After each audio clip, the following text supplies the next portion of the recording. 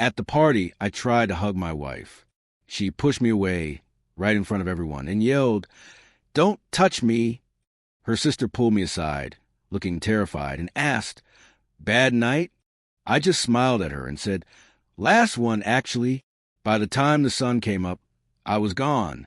I left only a note on the kitchen counter. But what happened next, she never saw coming. Welcome to Inspiration Seeker. If you believe that everyone deserves respect in a relationship, hit that subscribe button, like this video, and comment "I know my worth" down below to support the channel. Trust me, you're going to want to hear how this ends. Let's get into the story. To the outside world, my life was the definition of the American dream. I lived in a sprawling, glass-walled penthouse overlooking the Manhattan skyline. I drove a car that cost more than most people's houses, and I was married to Olivia, the stunning, ambitious face of New York's fastest-growing fashion empire. People would stop me on the street or at charity dinners, slap me on the back, and say, "Johnson, you are one lucky man." They saw the glitter. They didn't see the rust underneath. Inside that multi-million-dollar apartment, I was a ghost.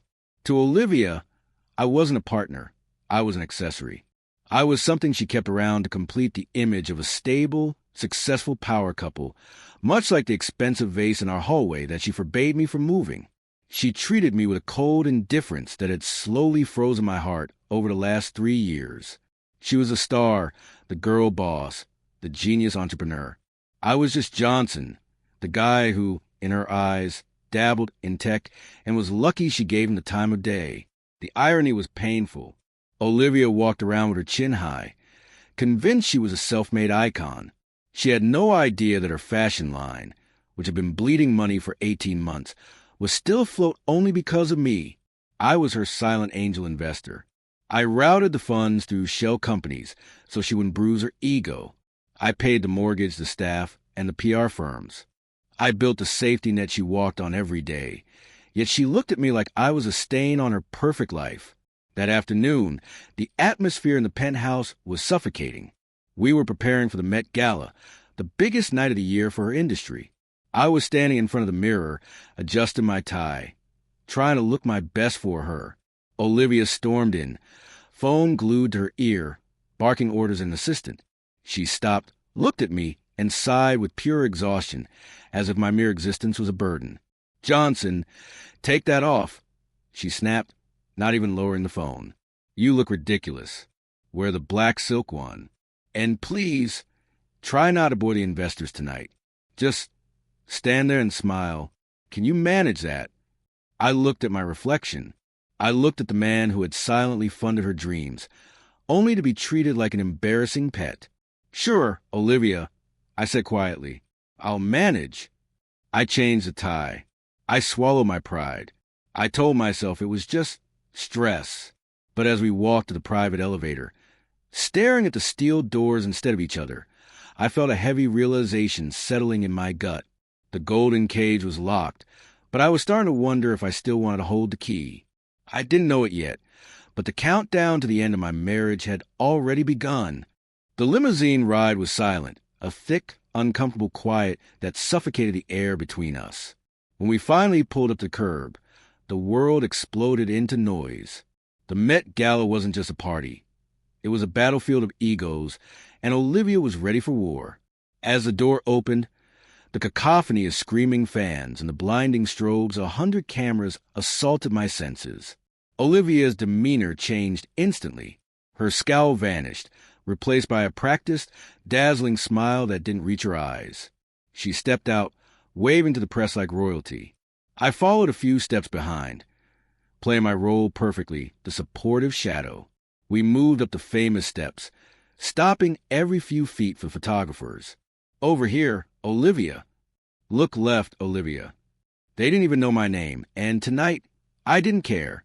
I just wanted to get through the night without incident. We reached the top of the stairs where the main press line was stationed. Olivia was posing, turning the show off the back of her custom gown. I saw a moment of hesitation in her posture, a slight wobble in her high heels. Instinctively, as her husband of 5 years, I stepped forward to offer support. I wasn't trying to steal her spotlight. I just wanted to show affection, to let the world know we were a team. I moved closer and gently placed my hand on her waist, leaning in to whisper, "You look incredible, honey." The reaction was immediate and visceral. It felt like the music stopped. Olivia didn't just step away. She recoiled as if I were a contagious disease. She shoved my hand off her waist with shocking force, nearly causing me to stumble back.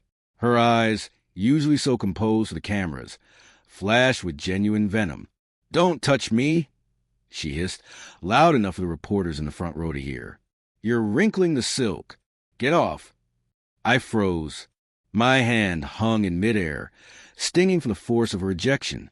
The photographers lowered their lenses for a split second, sensing the drama, before the flashes resumed with even more intensity, hungry for the scandal. I felt the blood drain from my face. It wasn't just a marital spat. It was a public execution of my dignity. Olivia didn't even check to see if I was okay. She simply smoothed her dress, flipped her hair, and turned back to the cameras with that same fake, porcelain smile, pretending I didn't exist. I stood there, paralyzed by humiliation, while the woman I loved treated me like a clumsy waiter who had spilled wine on a tablecloth. That was the moment something inside me snapped.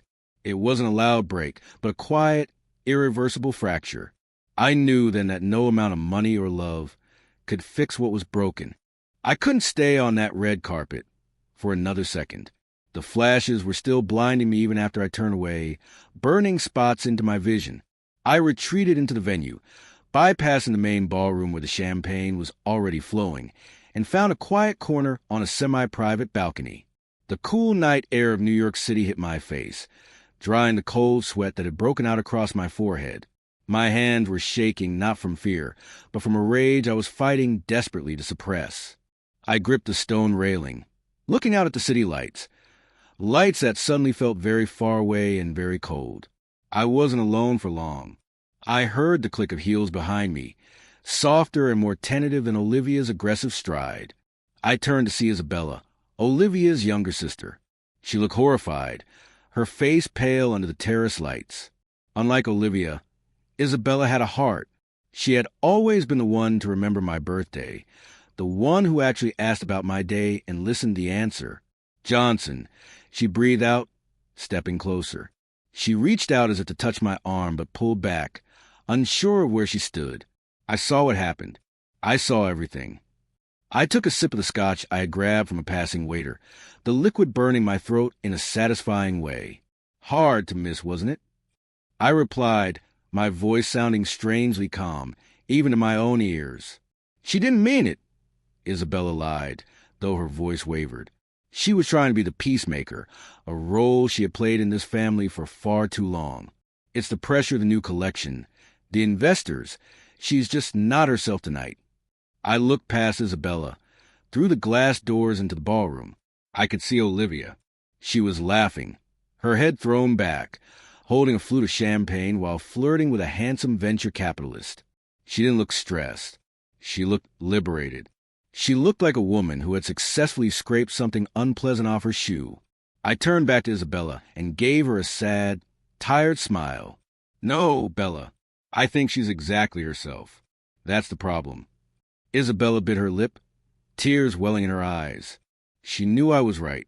She moved to stand beside me, looking out at the skyline. "Bad night?" she asked softly, the question heavy with sympathy. I finished my drink in one swallow and set the glass on the railing. I looked at her, then back at the woman inside, who was supposed to be my partner in life. The decision wasn't loud. It was quiet, absolute, and final. "Last one, actually," I said. Isabella froze, turning to look at me sharply, realizing the weight of my words. I didn't say anything else. I didn't need to. The man who walked onto that balcony was a husband trying to save a marriage. The man who walked off, it was already gone. I didn't storm back into the ballroom to flip a table or cause a scene. That's what they do in the movies. In real life, when you're done, you're just done. I slipped out the side exit, bypassing the valet stand where our driver was waiting, and called an Uber. I didn't want the company car. I didn't want anything attached to Olivia's name. The ride back to the penthouse was surreal. I watched the city blur past the window, The city I had conquered, the city that had chewed me up. When I got home, the silence of the apartment felt different. It wasn't lonely anymore. It felt like the calm before departure. I didn't turn on the lights.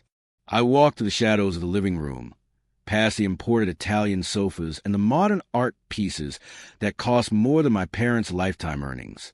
It all looked like a set for a play I no longer want to star in. Olivia stumbled in around 3 a.m. I heard the heavy thud of the front door, the clatter of her heels being kicked off against the marble floor, and her slurred muttering to herself. I stood in the darkness of the hallway, watching her. She didn't check the guest room. She didn't call my name. She just collapsed onto our bed, fully clothed, drunk on champagne and her own ego. Within minutes, her breathing slowed into a deep, oblivious rhythm. I didn't sleep. I walked into the massive walk-in closet, a shrine to our vanity.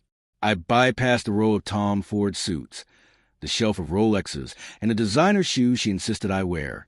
I reached into the very back, behind a rack of winter coats, and pulled out 2 beat-up canvas duffel bags. These were the bags I had when I first moved to New York 10 years ago, before the money, before the power couple status. I packed methodically. No suits, no silk ties, just my worn-in denim, my flannel shirts, my hiking boots, and a few hoodies. I packed my laptop, the one tool I actually needed, and my hard drive. I left the credit cards she had authorized me to use on the dresser. I left the keys to the Aston Martin. I stripped my life down to the essentials, shedding the skin of Olivia's husband. I sat on the edge of the guest bed and opened my laptop. 1 tab open. One-way ticket. JFK to Bozeman, Montana. It was a place I used to visit with my grandfather, a place where status meant nothing and your word meant everything. I clicked purchase. The confirmation email pinged. There was no turning back now. The digital clock on the oven read 4:15 a.m.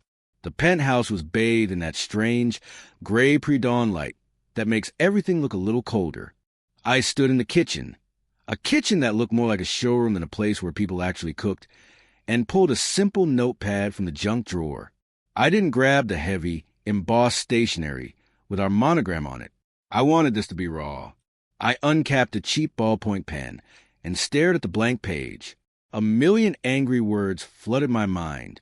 I wanted to write about how she humiliated me, how ungrateful she was, how I had secretly saved her company from bankruptcy 3 times. I wanted to list every grievance, every cold shoulder, every moment she made me feel small. But then I looked at the wedding ring on my finger. The gold band felt heavy, suffocating. I slowly slid it off. It made a sharp clink as I set it down on the cold marble countertop. And suddenly, the anger evaporated, replaced by a profound sense of clarity. She didn't deserve my anger. Anger implied I still cared. I wrote just 3 sentences. You wanted space. You have the whole world now. I'm taking my dignity back. Don't look for me. Johnson. I placed a note next to the ring. It looked almost pathetic. A tiny piece of paper and a circle of gold against acres of expensive marble. But it was the heaviest thing I had ever left behind. I grabbed my 2 duffel bags and walked the front door. I paused for 1 second, my hand on the handle. I listened for any sound from the bedroom, a stir, a cough, anything that might pull me back. Silence. Absolute, indifferent silence. I opened the door and stepped out. The hallway air was cool. As the elevator door slid shut, cutting off my view of the penthouse for the last time, I didn't feel sad. I felt weightless. I walked out into the crisp New York morning, hailed a yellow cab, and told the driver, "JFK, please," and step on it. By the time Olivia woke up to find the empty side of the bed, I would be 30,000 feet in the air, crossing the Mississippi River, disappearing into the vastness of America. Stepping off that plane in Bozeman wasn't just a change of location. It was a biological reset. The moment the automatic door slid open, the air hit me. It didn't smell like exhaust, garbage, and expensive cologne anymore. It smelled like pine, damp earth, and snow. For the first time in 5 years, my lungs actually expanded all the way. I didn't check into a 4 Seasons. I rented a beat-up Ford truck and drove 2 hours into mountains, following a winding dirt road that didn't even show up on most GPS maps. My destination was a small, rough-hewn log cabin sitting on the edge of a glassy lake. It was the anti-penthouse. No concierge, no marble floors, no room service. Just a wood stove, a creaky bed, and a silence so deep you could hear your own heartbeat. The first thing I did was the most difficult. I sat at the scratched wooden table, took my smartphone out of my pocket, the device that had tethered me to Olivia's demands 24/7, and popped the SIM card out. I looked at that tiny chip, realizing it was the leash she had used to choke me. I dropped into an empty mason jar on the shelf and shoved the phone into the bottom of my duffel bag. For the next week, I existed in a kind of primitive detox. My body, soft from years of boardrooms and gala dinners, screamed in protest as I chopped firewood to keep the cabin warm. My hands, used to typing code and signing checks, started to blister and callous. But with every log I split, I felt a layer of New York Johnson falling away. I woke up with the sun, not an alarm. I drank coffee on the porch, watching eagles hunt over the water, instead of reading anxious emails about stock prices. I realized I had been holding my breath for half a decade, terrified of upsetting a woman who didn't care about me. Here, in the shadow of the mountains, nobody cared who I was or what I was wearing. I wasn't an investor. I wasn't a husband.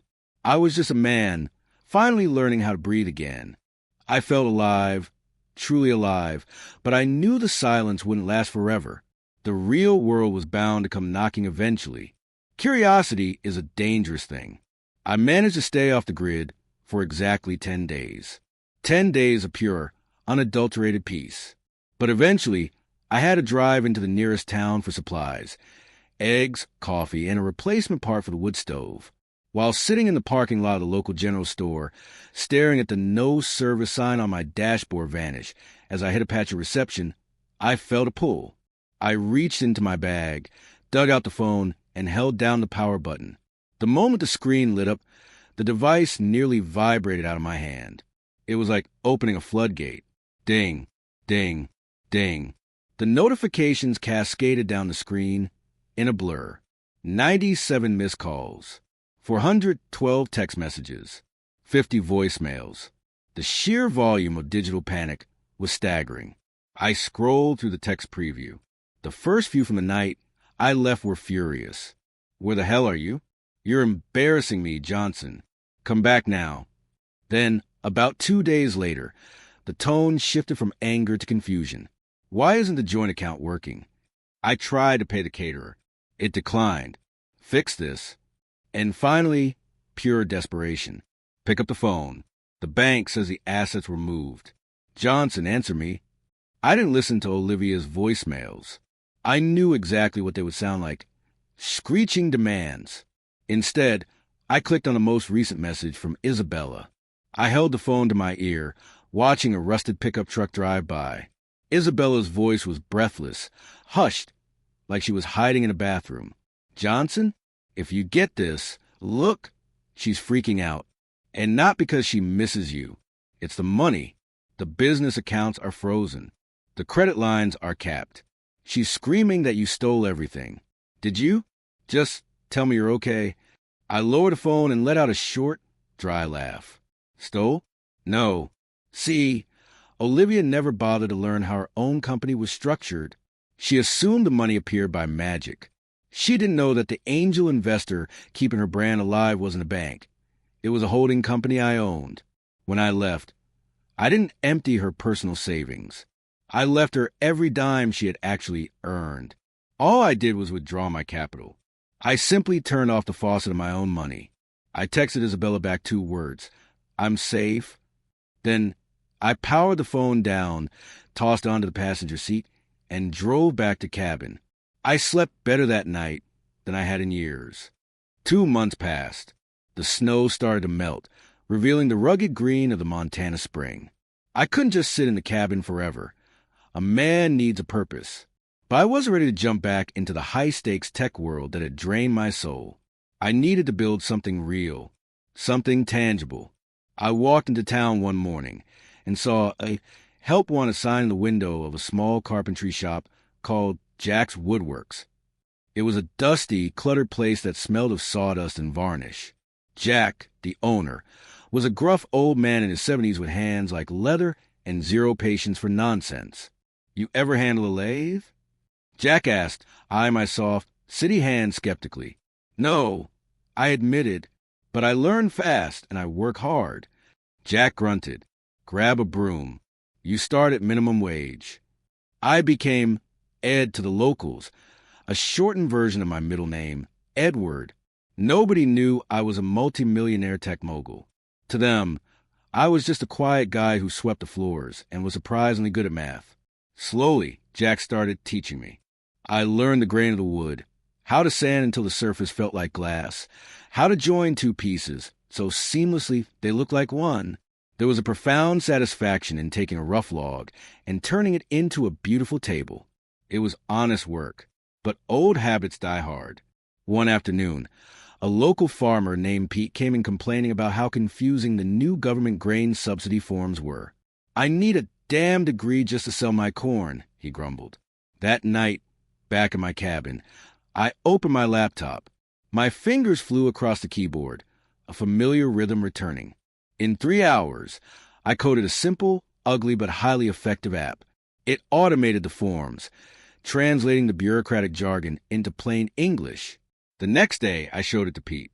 "Here," I said, "type your numbers in this box." Hit enter. Pete stared at the screen as the form filled itself out perfectly. He looked at me wide-eyed. "Ed, you a wizard or something?" "Just a guy who likes to solve problems," I smiled. Word spread. Slowly, quietly, I wasn't just a carpenter's apprentice anymore. I was becoming part of the community, rebuilding my life not on status, but on value. I was finding joy in the simple act of helping, without a single camera around to document it. I didn't actively hunt for news about Olivia. I didn't have to. When a star falls from the sky, you don't need a telescope to see the burn marks. You just have to look up. Even in rural Montana, the tremors of her collapse reached me through the digital grapevine. I had set up a Google alert for her company name, Vance Mode, just to keep an eye on the legal fallout. For the first few weeks, the headlines were speculative. Is Vance Mode in trouble? The mystery of the missing husband. But by the third month, the headlines turned savage. Without the silent, steady stream of capital I had provided for years, the reality of her business was finally exposed. It was a hollow shell. The financial foredrip had been pulled, and the patient was going into shock. I sat on my porch one evening, reading an article on my laptop via a shaky Wi-Fi connection. The report was brutal. It detailed how checks to suppliers were bouncing. High-profile models were threatening lawsuits for unpaid fees.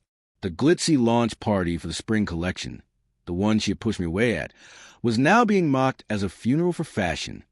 But the worst part wasn't the money. It was how she handled it. Olivia didn't know how to be humble. She didn't know how to weather a storm because I had always been the umbrella. Instead of taking responsibility, she lashed out. I watched a clip of a disastrous interview she gave to a morning talk show. She looked gaunt, her eyes frantic. When the host asked about the financial irregularities, Olivia played the victim card with theatrical precision. "My husband abandoned me," she sobbed, dabbing her eyes with designer handkerchief. "He left me in the middle of the night and took everything. This is financial abuse." I watched her lie to millions of people without blinking. A year ago, that would have broken me. I would have rushed back to fix it, to take the blame just to stop her tears. Now, I just felt a cold, distant pity. The public comments section, however, wasn't buying it. People were digging. They noticed that I didn't take the company money. The company simply never had money. The narrative was shifting. The world was starting to see the Olivia I knew, a queen sitting on a cardboard throne, furious that the rain was melting it away. She was spiraling, and for the first time in our marriage, I wasn't there to catch her. 8 months. That's how long it took for the past to finally catch up with the present. I had settled into a rhythm that felt permanent. The leaves around the cabin had turned from green to a fiery orange, signaling the arrival of a Montana autumn. I was preparing dinner. Fresh trout caught from the lake an hour earlier, when I heard the sound that shattered my peace. Gravel crunching under tires. My cabin was miles off the main road. Nobody came here by accident. I wiped my hands on a towel and walked to the window, my heart doing a slow, heavy thud against my ribs. A rental sedan, covered in dust, was parked awkwardly near my truck. A figure stepped out, wrapping a thick coat tighter around themselves against the biting wind. I opened the door before she could knock. "You're hard to find, Johnson," Isabella said, her breath visible in the cold air. She looked out of place. Her boots were designer, not practical, but her face held a softness that I hadn't seen in a long time. She wasn't holding a subpoena. She wasn't holding divorce papers. She was holding a bag of coffee beans from my favorite shop in Brooklyn. "Come in, Bella," I said, stepping aside. She entered, looking around the small, rustic space with wide eyes. She didn't sneer at the lack of luxury like Olivia would have. She smiled. "It's peaceful here. I get it. I finally get it." We sat by the fire. She didn't come to drag me back. She came to warn me. "She knows, Johnson," Isabella said quietly, her hands wrapped around a mug of hot tea. "Olivia hired a private investigator 3 weeks ago. It cost her a fortune she doesn't really have, but she's obsessed. She thinks you're hiding millions in offshore accounts. The PI tracked your old IP address from that one time you check your email." I leaned back in my chair, staring at the flames. "So she's coming?" "She's on a plane right now," Isabella confirmed, looking me dead in the eye. "She's coming to demand you fix everything. She's coming to scream and threaten. I wanted to get here first. I wanted you to know that not everyone in the family sees you as a wallet." She reached out and squeezed my hand, a gesture of genuine friendship that felt warmer than the fire. "I missed you, Johnson. You were the only sane person in my life." I squeezed back. The sanctuary was breached. The war I thought I had left in New York was arriving on my doorstep tomorrow morning. But this time, thanks to Isabella, I wouldn't be ambushed. I would be waiting. The next morning, the air was crisp, carrying the scent of damp earth and pine needles. I was outside, splitting logs for the evening fire. The rhythmic thwack of the axe hitting the wood was the only sound in the valley, until the roar of an engine cut through the silence. A massive black SUV tore up the driveway, swerving aggressively around potholes before screeching to a halt next to my battered pickup truck. I didn't stop working. I swung the axe one last time, splitting a piece of oak clean in two, then rested the handle against my leg. I watched the driver's door open. Olivia stepped out. The sight was almost comical. She was wearing pristine white designer trousers, a camel trench coat that probably cost more than my cabin, and, unbelievably, 4-inch stilettos. Her heel immediately sank into the soft mud. She stumbled, cursed loudly, and yanked her foot free, leaving a divot in the dirt. She looked ridiculous. A plastic doll dropped into a wild forest. She marched toward me, her face a mass of fury. She didn't say hello. She didn't ask how I was. She went straight for the throat. "Do you have any idea what you've done?" she screamed, her voice echoing off the trees. "I have been humiliated. The press is calling me a fraud. My investors are pulling out. And you're playing lumberjack in the middle of nowhere." I stood perfectly still, my expression unreadable. "Good morning to you too, Olivia." "Stop it," she snapped, waving a manicured hand in my face. "You need to come back. Today, I have a press conference scheduled for Friday. We're going to walk out there, hold hands, and you're going to tell everyone that this was a sabbatical, a medical leave, whatever." "No," I said simply. She blinked, stunned. She wasn't used to hearing that word from me. Her eyes narrowed, assessing the situation. She realized her anger wasn't working, so she switched tactics instantly. The fury melted away, replaced by a soft, pouting look, the one she used to get her way. "Johnson, please," she said, her voice dropping to a husky whisper. She took a step closer, navigating the mud carefully. "I know I was harsh at the gala. I was stressed. But we're partners, remember? We're a power couple." She reached out, her hands aiming for my chest, trying to initiate a hug, trying to use a physical connection she had denied me for years to manipulate me back into submission. I didn't let her land. I took a sharp step back, mirroring the exact movement she had made on the red carpet 8 months ago. "Don't touch me," I said, my voice cold and hard as steel. Olivia froze, her hands hovering in empty air. "You're wrinkling my flannel," I added, staring her down. "And unlike your dress, this shirt actually has value." Olivia's mouth fell open. For a moment, the silence between us was heavier than the mountains surrounding us. The rejection stunned her, not because it was cruel, but because it was a mirror. I had just reflected her own behavior back at her, and she couldn't stand the sight of it. Then the shock turned into pure, unadulterated venom. Her face contorted, the sweet wife act vanishing instantly. "Who do you think you are?" she spat, her voice rising to a shriek. "You are nothing without me. I made you relevant. You were just some boring tech nerd until I let you stand next to me. And now you think you can abandon me when I need funding? You think you can just cut off the money?" I laughed. It was a dry, humorless sound. "Cut off the money? Olivia, you still don't get it, do you?" "Get what?" she demanded, crossing her arms defensively. "You keep screaming that the bank froze your accounts. You keep telling the press I stole your capital," I said, stepping closer, my voice low and dangerous. "But there was never any capital from the bank. The banks laughed you out of the room 3 years ago when your first collection flopped." She froze. "What are you talking about? We had investors. We had the Angel Group." "The Angel Group was me," I revealed. The color drained from her face so fast she looked like a ghost. "What?"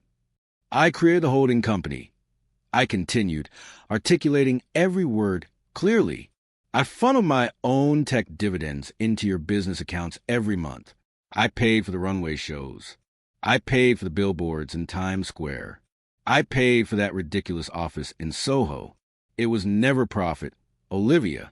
It was my charity. When I left, I didn't steal a dime. I just stopped donating." She staggered back as if I had physically slapped her. Her knees actually buckled, and she had to grab the rough bark of a pine tree to steady herself. The reality was crashing down on her. She hadn't built an empire. She had built a fantasy castle on a foundation of my money, and she had spent years kicking the only pillar that held it up. "You," she whispered, her voice trembling. "You were the money. I was the husband." I corrected her. "The money was just what I used to try and buy your respect. Turns out I couldn't afford it." Olivia stood there in the mud, her mouth opening and closing like a fish out of water. Her brain was trying to rewire 3 years of reality in 3 seconds. She looked at me, then at the cabin, desperately searching for something to blame, some way to make herself the victim again. That's when the cabin door creaked open. Isabella stepped out onto the porch. She was holding 2 mugs of coffee, wearing one of my oversized flannel shirts over her clothes to stay warm. The timing couldn't have been more explosive if we had planned it. Olivia's eyes almost popped out of her skull. The shock on her face instantly hardened into a twisted, triumphant sneer. She pointed a trembling finger at us. "I knew it. I knew it," she screamed, her voice cracking. "You too. You've been sleeping together behind my back. That's why you left. You didn't leave because of the party. You left to run away with her."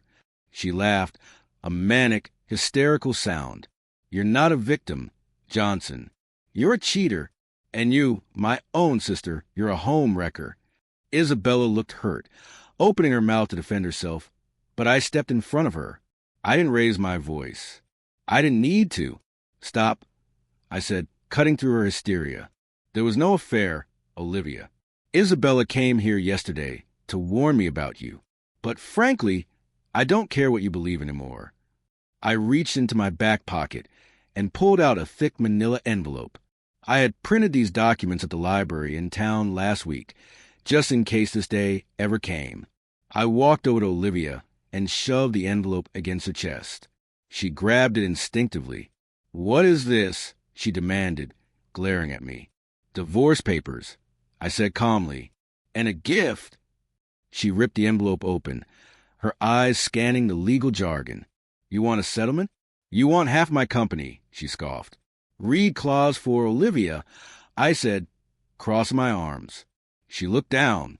Her eyes narrowed, then widened in confusion. Your transfer your shares? All of them. I'm not taking half, I told her, a small, cold smile playing on my lips. I'm giving you everything. I am signing over 100% of Vance Mode to you. It's all yours. The brand, the office, the inventory. Why? She asked, suspicious. Why would you just give it to me? Because along with the ownership, I whispered, leaning in close, comes a liability. You now own 100% of the debt. You own the unpaid leases. You own the lawsuits. And since I'm no longer the guarantor, the bank is going to call those loans in about 24 hours. I stepped back, standing next to Isabella on the porch. Congratulations, Olivia. You finally have exactly what you wanted. You're a self-made woman. Good luck paying the bill. Olivia didn't scream. She didn't throw the papers in the mud. For the first time in her life, the reality of the situation silenced her. She looked at the legal documents in her hands, the deed to her empire, and realized it wasn't a gift. It was an anchor. She looked up at me one last time, her eyes wide with terror, realizing she was truly on her own. Without a word, she turned around, got back into her muddy SUV, and peeled out the driveway.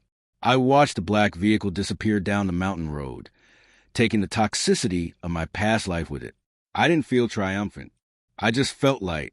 Over the next year, I watched the slow-motion train wreck from a distance. It played out exactly as I predicted. Without my capital to cover the losses, Vance Mode imploded. The creditors descended like vultures. Within 6 months, the headlines changed from fashion icon to fraudulent failure. Olivia filed for Chapter 7 bankruptcy. The penthouse was seized, the Aston Martin was repossessed, and her social circle, those friends who only loved her for her status, evaporated instantly. She was left with nothing but her name, which was now synonymous with a cautionary tale. Meanwhile, something incredible was happening in my quiet corner of the world. That simple, ugly app one had coded for Pete the Farmer, it went viral in the agricultural community. It turned out that thousands of farmers across the Midwest were struggling with the same bureaucratic paperwork.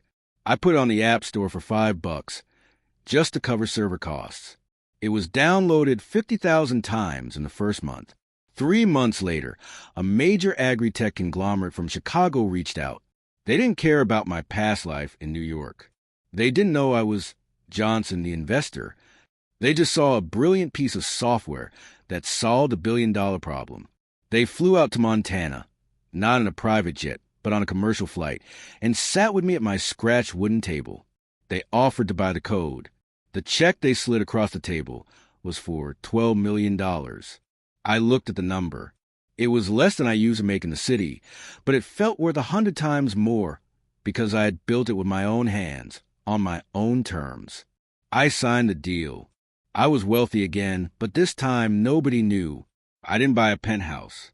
I didn't buy a Ferrari. I bought the land surrounding my cabin to ensure my privacy, and I invested the rest in the local community. I had won the game simply by refusing to play by the old rules. 2 years have passed since the day Olivia drove off my mountain. If you came to visit me now, you wouldn't find the old drafty cabin. It's still there, but it's the heart of a beautiful, sprawling ranch house that Isabel and I built together. We didn't build it to impress anyone. We built it to live in. It's a Saturday evening in late summer. The sun is dipping below the peaks, painting the sky in violet and gold. We're hosting a barbecue for the neighbors. Jack is there, arguing with Pete about the best wood for a smoking brisket. There are no photographers. There are no red carpets. There is no VIP list. Just good food, cold beer, and people who tell the truth. I stand on the porch, watching the scene. I see Isabella across the yard, laughing at something Pete said.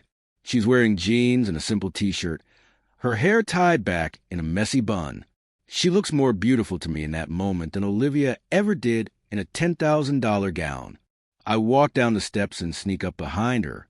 The last time I tried to hug a woman in public, I was shoved away and humiliated. The memory still goes through my mind sometimes.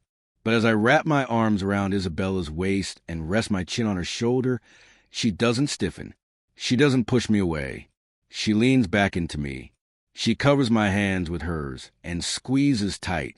"Hey, you," she whispers, tilting her head back to look at me upside down. "Good night." I smile, the kind of smile that reaches all the way to your soul. "The best," I reply. We found out later that Olivia tried to write a tell-all book about her life, but no publisher picked it up. They said the main character wasn't likable enough. As for me, I never looked back. I learned that you can have all the money in the world, but if you're with the wrong person, you'll always be poor.